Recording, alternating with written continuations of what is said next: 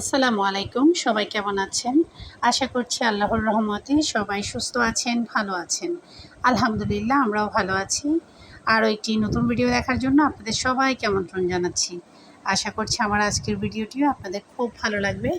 সকালবেলা চলে আসলাম ছাদে। সবসময় কিন্তু আসা হয়, মাঝে, মাঝে ২-১ দিন এটা সেটা করে আসা হয় না আরকি। তো ছাদে চলে আসার সময় গতকাল বা ২-১ দিন ধরে কিছু জিনিস রেখেছিলাম গাছেদের খাবার।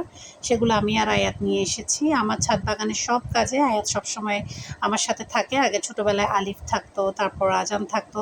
এখনও ওদেরকে ডাকলে আসে, তবে আয়াত করে, সেজন্য তেমন একটা ডাকা পড়ে না। ভারী কাজ করলে আমার ছেলেরা এসে করে দিয়ে যায়। তো আমার ভালোই লাগে, বাচ্চাদের সাথে কাজ করলে না ক্লান্তিটা কম লাগে।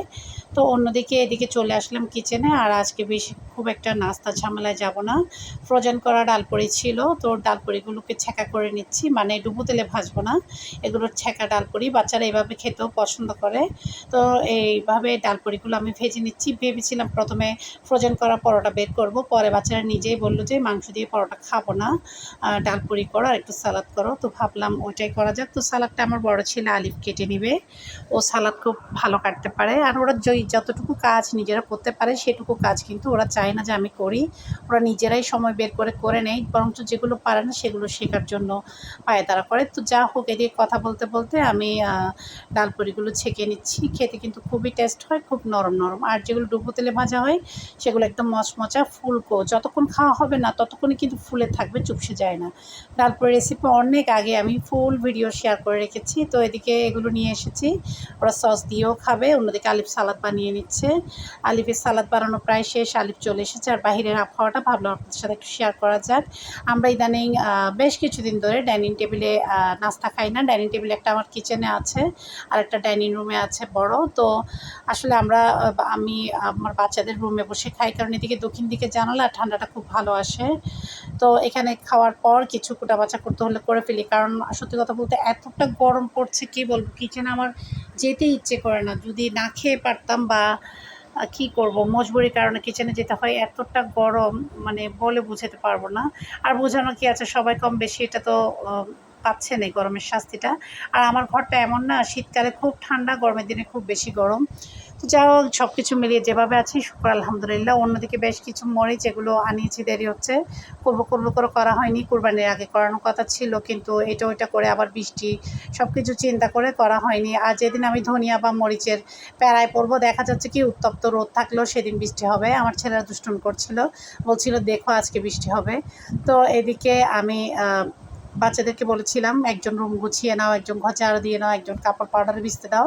এগুলো সবসময় এই কাজ ওরা আমাকে করে দেয়, সেজন্য তো আমি হেল্পিং হ্যান্ড ছাড়া একাই সব করতে পারি, কারণ বাচ্চারা আমাকে হেল্প করে, ওদের সাধ্যের বাহিরে গিয়ে হেল্প করে। তো বললে ১ ঘন্টার জন্য কিচেন আমাদেরকে দিয়ে দিতে হবে। আমি বুঝতে পারিনি ওরা কেন বলেছে। ৩ ভাই কিচেনে ঢুকে কী যে করে, মাঝে মাঝে ওদের মাঝে মাঝে নিজেরা কিছু জিনিস বানাতে ইচ্ছে করে। তো ওরা কেকটা বানালো আর কি, তবে পুরোপুরি সব কিছু মাঝে মাঝে পারে না, একটু ভয় পায়, ওই সময় আমাকে ডাক দেয়। আমি বললাম যাই হোক, কিছু কিছু করতে করতে শিখো। কিন্তু অন্যদিকে আমাকে বলছিলাম ক্রিমটা একটু তুমি করে দাও না। প্রথমে নিয়েছিল, পরে আবার কেন জানি ভয় পাচ্ছিল। তো পরে ভাবলাম ফ্রোজেন করা ক্রিম আমি করে দিই। তো করে দিলাম। এখানে যে বিটারটা দেখছেন, এটা সেই কখনের বিটার, অথচ এখনও কত ভালো কাজ করে। এটা আমার শ্বশুর বিদেশ থেকে আসার সময় এনেছিল আর কি। সে তো হবে প্রায় ৩০ বছরেরও আরও আগের বিটার মেশিন, এখনও কত ভালো। আসলে সেই সময় জিনিসগুলো না অনেক ভালো। তো ক্রিমটা রেডি হয়ে গিয়েছে, দেখা যাক ওরা কী করে। অন্যদিকে মরিচের কাজ শেষ করে অনেক সময় হয়ে গিয়েছে, অনেক বেলা হয়ে গিয়েছে। এদিকে আমি ধনিয়া ধুতে এসেছি। তো ধনিয়ার নিচে না কি বলবো, এত পাথর, মাটি, ইঁদুরের পটি, মানে কি নেই বলেন তো? আমার মনে হয় না পাথর আর মাটিগুলো ইচ্ছে করে মিক্স করে একটু ধনিয়ার ওজনটা বাড়ানোর জন্য। নাহলে এতগুলো কীভাবে সম্ভব বলেন তো?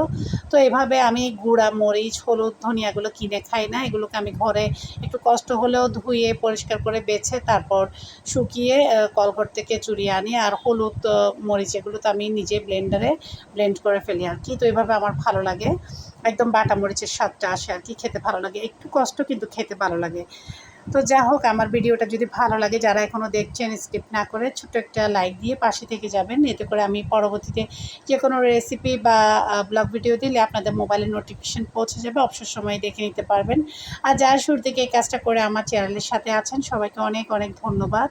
আজকে ২-৩ দিন ধরে কেমন যেন একটু শ্বাস নিতে কষ্ট হচ্ছে, ২-৩ দিন না, ৪-৫ দিন ধরে হয়তো অতিরিক্ত ঘাম থেকে এটা হচ্ছে আর কি। কেমন যেন একটু শ্বাসটা মানে অ্যাজমার একটা ভাব আমার, যদিও বা আলহামদুলিল্লাহ এটা নেই, তারপর এটা ভাবটা চলে আসে। তো এই তো দেখাচ্ছি মাত্র কিছু ধনিয়া থেকে কতগুলো নোংরা বেরিয়েছে। তো এতগুলো ধনিয়া ধুলে কতগুলো বের হবে, আর এগুলো আসলে ভালো করে ধুতে হয়। আমি 6-7 ধোয়া দিয়েছি।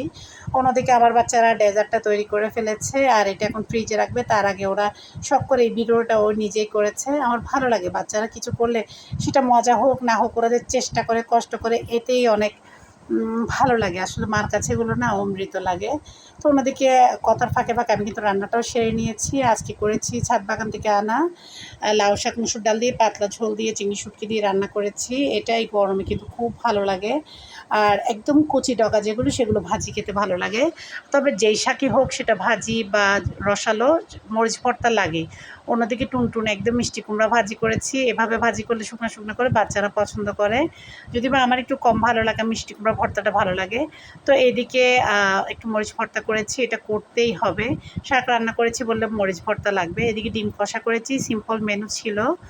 অন্যদিকে ভাত খাওয়ার পর ওরা ওদের পছন্দের বানানো কেকটা খেয়ে নেবে। তো দুপুরবেলা আমি একটু ফ্রিজে ডো করা ছিল আগে থেকে সিঙ্গারার জন্য, সেগুলো দিয়ে একটু টুকিটাকি নাস্তা বানিয়ে নিলাম। কারণ আমরা ঘরে থাকবো না, আমরা সন্ধ্যার পরে একটা বিয়েতে দাওয়াত খেতে যাব। সেই দাওয়াতটা সেরে তারপরে দেখা যাচ্ছে কি একটা অনুষ্ঠানে যাব। তবে বিয়েতে যাব দেখা দিতে, বিয়েতে ভাত খেতে পারবো না, কারণ 2 জায়গায় তো একসাথে ভাত খেতে পারবো না। তো বিয়েতে যাব একটু দেখা দিতে, আর অনুষ্ঠানে যাব ভাত খেতে। এমন মজবুরি, 2টা প্রোগ্রাম একসাথে পড়েছে। এখানে কিছু সিঙ্গারা হাফ ভাজা করে নিয়েছি, এগুলো এক জায়গায় নিয়ে যাব। তো অন্যদিকে এই তো চলে আসলাম অনুষ্ঠান বাড়িতে। বিয়ে বাড়িটা ভিডিও করা হয়নি, কারণ আমরা বিয়ে বাড়িতে সব কিছু মিলিয়ে প্রায় 15 থেকে 20 মিনিট আর গিফটটা দিলাম। তো একটু দেখা দিয়ে সবাইকে সালাম দোয়া নিয়ে চলে আসলাম। তো অন্যদিকে এটা হচ্ছে আমার হাজব্যান্ডের ফ্রেন্ডদের, ওদের ব্যাচের সব ফ্রেন্ডদের পুনর্মিলনী একটা অনুষ্ঠান। আমাদের প্রতিবেশীর যে ঘর আছে ওইখানে যে ভাই আছে, মিঠু ভাই, ওনার বাংলোতে এই অনুষ্ঠানটা করা হয়েছে আর কি। তো এখন বিশাল আয়োজন। আমি এই ঘরটাতে আগে কখনো আসিনি। তবে আমি আমাদের বাড়িতে এখানে মসজিদের সামনে, আকবর্ষা মসজিদের সামনে অনেকগুলো মাইক্রো দেওয়া হয়েছে। সবাইকে সিরিয়ালি নাম উল্লেখ করা হয়েছে, প্রতি পরিবার থেকে কয়জন যাবে সব কিছু লিস্টে ছিল। 3টা থেকে উঠতে বলেছে। তো আসলে আমি বিয়েতে যাব, ওখান থেকে এখানে যেতে পারবো কিনা একটা দোনো-মনো ছিল মনের মধ্যে, সেজন্য সিদ্ধান্তহীনতায় ভুগছিলাম। তো পরবর্তীতে দেখা যাচ্ছে কি বিয়ে থেকেই সিদ্ধান্ত নিলাম যে এখানেই চলে আসবো একেবারে। হঠাৎ একটা ট্যাক্সি ঠিক করে সবাই নিয়ে চলে আসলাম, কারণ একদম প্রিপারেশন ছিল না। তো ভাবলাম একটু যাই, কারণ এত ফোন করছিল না। আর মাশাআল্লাহ আমার জামাইয়ের বন্ধুরা শুধু বন্ধু বলে না, ওরা ভাই থেকে কোনো অংশে কম না, খুবই আন্তরিক। আমার পরিবারের প্রতি যথেষ্ট ওরা সচেতন, সব কিছুতে খোঁজ খবর নেয়। তো ভাবলাম যাই, কখনো কিন্তু ওভাবে যাওয়া হয়নি। গিয়ে কিন্তু আফসোস করেছি। ওরা দুপুর থেকে আয়োজন করেছে অনেক রকমের ক্রীড়া প্রতিযোগিতা, অনেক রকমের কুইজ, বড়দের, মাদের, ছেলেদের, বাবাদের, বাচ্চাদের সব কিছু। আমি কিছুই দেখতে পারিনি, পরে আফসোস করেছি। আফসোস করে কী লাভ বলেন তো? এই জন্য সময়ের জিনিস সময় করা ভালো।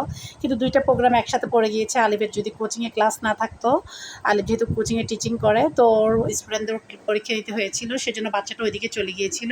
নাহলে আমরা 2 ভাগ করে 2 দিকে যেতে পারতাম। তো আলিফের জন্য খাবার, ঘরে যে বিরিয়ানিটা একটু আগে বক্সে দেখিয়েছি সেটা রেখে এসেছি, ও গরম করে খেয়ে নেবে।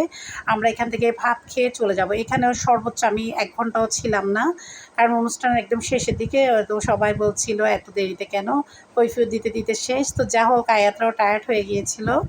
তো এই ভিডিওগুলো আসলে আমি হারিয়ে ফেলেছিলাম আমার মোবাইলে, অনেকদিন পর খুঁজে পেয়েছি। ভাবলাম কেন না আপনাদের সাথে সুন্দর সময়টা শেয়ার করা যাক। এই ফাঁকে হয়তো বা অনেক ওদের ব্যাচের অনেক প্রবাসী ভাইয়ারাও দেখবে বা আমার জামাইও দেখবে। তো এই তো এতটা সুন্দর ছিল, সৌন্দর্যের আমি 10% আপনাদের সাথে শেয়ার করতে পারিনি, কারণ সময় স্বল্পতা। এতটা সময় স্বল্পতা, কি সবার সাথে কুশল বিনিময় করব, না সবাইকে কৈফিয়ত দিব, না ঘুরে তাড়াতাড়ি ঘরে যাব, আমি নিজে এক দিশাহারা অবস্থা। আর এখানে প্রায় মানুষকে আমি চিনি না, আমার শ্বশুরবাড়ির মানুষ হলেও না আমি চিনি না, কারণ দেখা যায় কি যোগাযোগ তেমন একটা হয়নি, চিনি না। আমার জামাই আসলে হয়তো বা চিনতো, আমি চিনি না। তো যা হোক, সব কিছু মিলে আপ্যায়নটা খুবই ভালো ছিল, আর খাবার ছিল মাশাআল্লাহ। আমি যখন খেতে বসেছি, মিঠু ভাই মানে যার পক্ষ থেকে মূল আয়োজনটা, যার ঘরে আয়োজনটা করা হয়েছে, উনি বারবার 2-1 বার এসে আমাকে বলে যাচ্ছিল, ভাবি রান্না কেমন হয়েছে? তখন আমি বললাম কেন? পরে উনি বলল হাসতে হাসতে যে আপনি তো ব্লগ ভিডিও দেন, অনেক রকম কুকিং করেন, আপনি তো ভালো বলতে পারবেন। আসলে এগুলো ছিল কতগুলো ঠাট্টা, তবে ভালো লাগে সব ওদের ঠাট্টাগুলো বা আন্তরিকতা একটা। এটা আমি কখনো আমার হাজব্যান্ডের বন্ধুদের ঋণ শোধ করতে পারবো না। কারণ দেখা যাচ্ছে কি আমার বাচ্চারা সবসময় মানে চাচার মতো বা বড়াব্বুর মতো ভালোবাসা ভাইয়াদের কাছ থেকে পেয়ে গিয়েছে। আমাকে সবসময় বন্ধুর বউ হিসেবে না, বোন হিসেবে ওনারা খুব স্নেহ করেছে আমার বিয়ের পর থেকে আমি দেখেছি। আসলে হয় না মাঝে মাঝে শুধু রক্তের সম্পর্ক না, বাহিরের কিছু সম্পর্কও কিন্তু দেখা যায় কি রক্তের সম্পর্কের মতো আপন হয়। এটা ধরে রাখতে হয় নিজের আন্তরিকতা দিয়ে। তো সবাই ভালো থাকবেন। আজকের জন্য এতটুকু। আল্লাহ হাফেজ।